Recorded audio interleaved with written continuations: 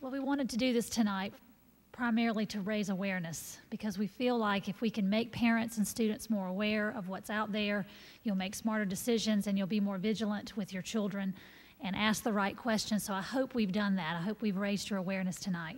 I want to end by on our part, on the school district's part, by telling you how we're going to handle it currently if we suspect a student using K2 Spice or any of the products that we've talked about tonight. We do find ourselves in that same no man's land with it not being illegal yet, and board policy not addressing the fact that it is legal. So what we're going to do in the short run, while we begin to investigate how we change our policy, is if we suspect a student or we confirm that a student has K2 Spice or has used it on campus, we're going to confiscate it.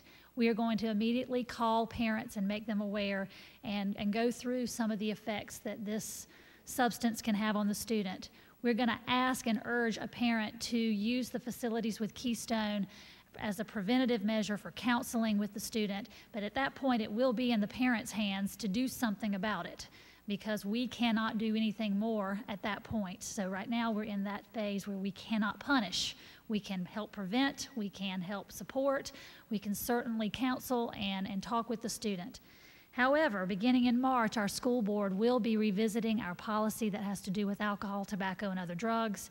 We will be banning this substance on our campuses, and at that point in time, depending on how the board chooses to write this policy, it certainly is in their hands, but we will have some consequences in place that are more stringent.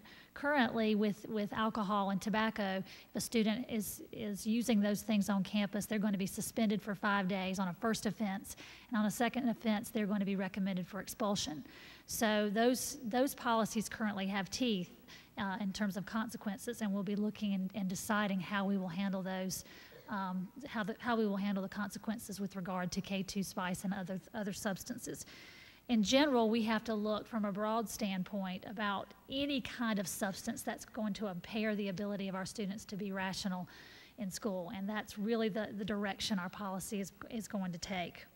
So you'll be hearing from that more as the board works with that, and we certainly hope that they will take that seriously. I know that they will, since they've already decided to send their message to our legislators that we do not want to have this in our community. I'm going to end the program tonight by turning it back over to Jane Oliva and thank her once again for helping to organize this, and thank you for coming. It means a lot to see you here supporting your students. Jane, if you'll finish the program. We are going to wrap up, and first of all, I want to thank Clover School District, the school board, Dr. Sosny, Sheila, everybody who's come together to make tonight possible, but more importantly, you who came. This is one of the best attendance. A lot of times when we do a presentation for drugs and alcohol, we see 6 or 7 parents. To see this many means a lot. I wish I could tell you that alcohol, energy drinks, synthetic marijuana, that's all that's out there. Clearly it isn't. And there's a few things we're just going to touch base on real quick as we close out. One of them is synthetic cocaine. It's called bath salts or synthetic cocaine.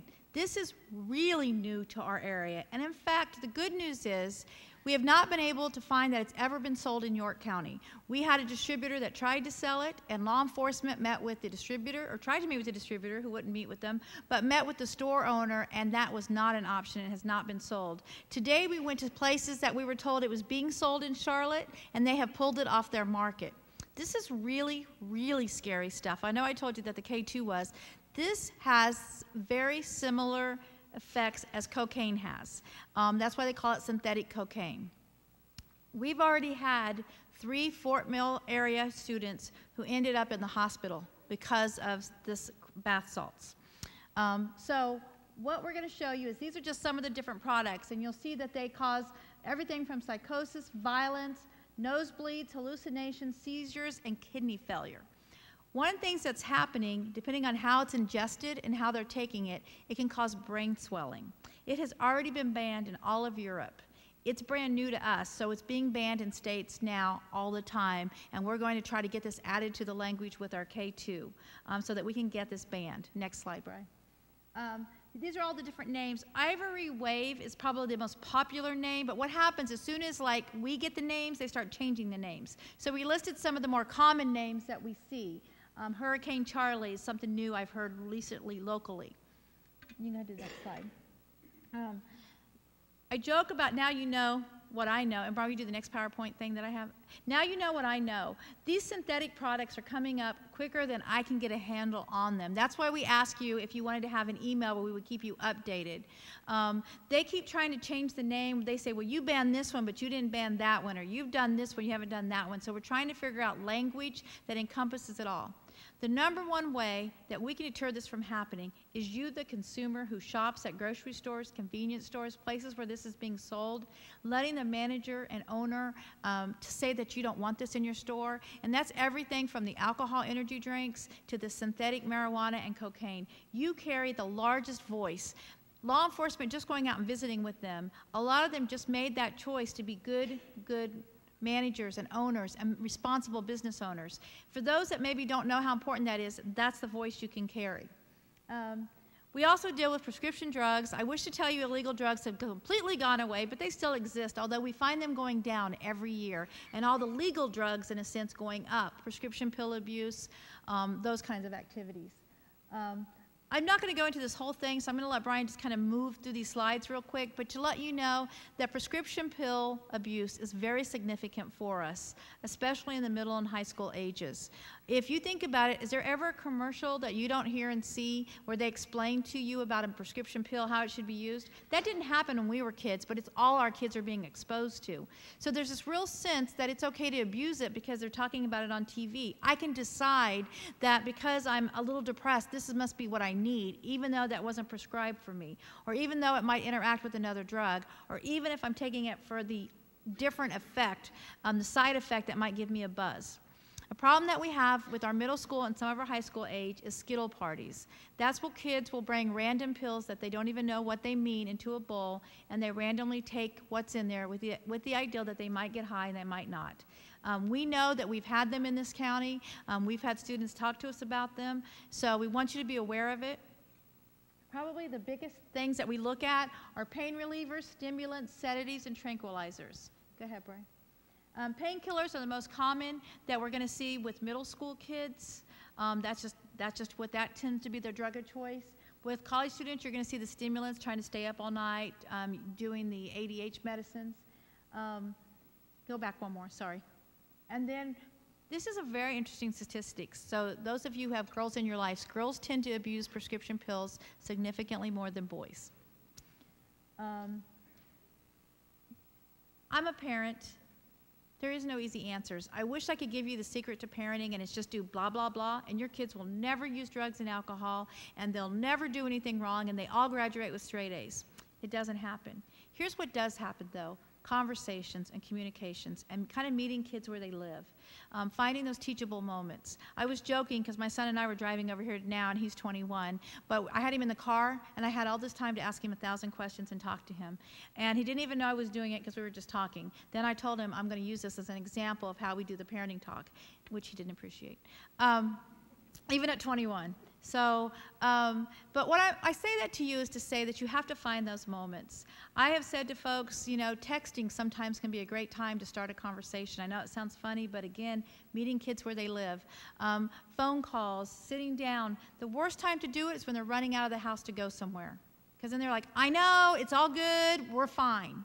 The time to do it is when you're in the kitchen cooking dinner, when you're at the mill, when you're in the car, when you're at McDonald's, when you're getting food. That's the time that you're going to kind of get it where you can have a conversation and it doesn't always have to feel so lectury and bossy.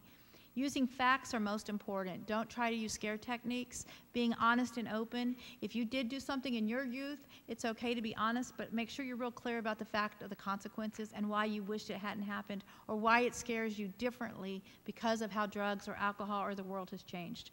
Having family policies and what that means to you. What do we do if we catch you drunk? What we do if you find out about K2? You heard the school tell you their rules. What are yours? Those are the things that you need to do. Go ahead.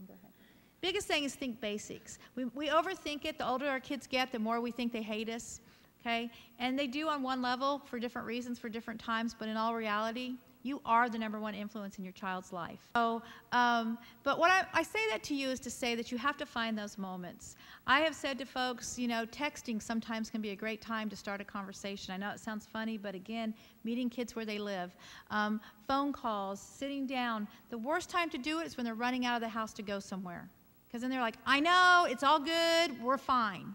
The time to do it is when you're in the kitchen cooking dinner, when you're at the mill, when you're in the car, when you're at McDonald's, when you're getting food. That's the time that you're going to kind of get it where you can have a conversation and it doesn't always have to feel so lectury and bossy.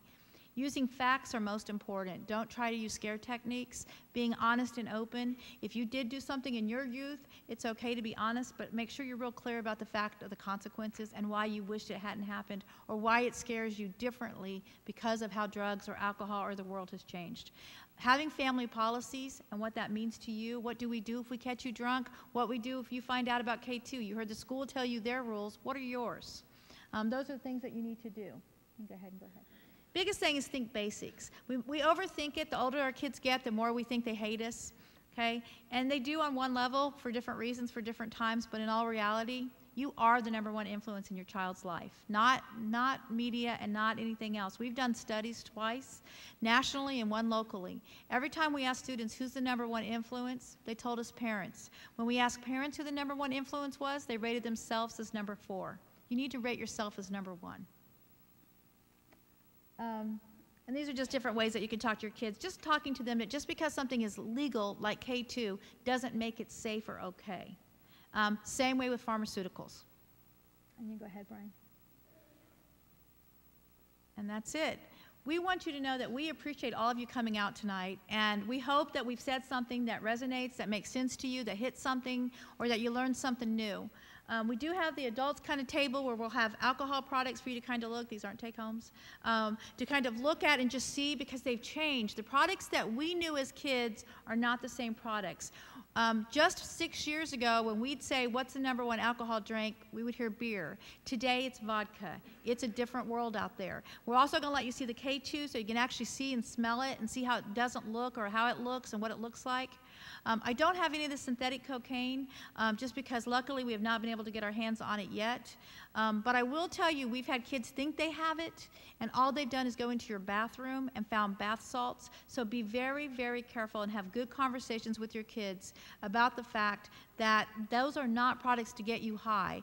The kids that have tried to do those have ended up very sick and were throwing up and had to go for poison control. Tonight, we'll all be available to answer questions. Take a packet home with you. We have one per family. Please, thank you all for coming. We all appreciate it. Give yourselves applause and the school district for having you. Thank you.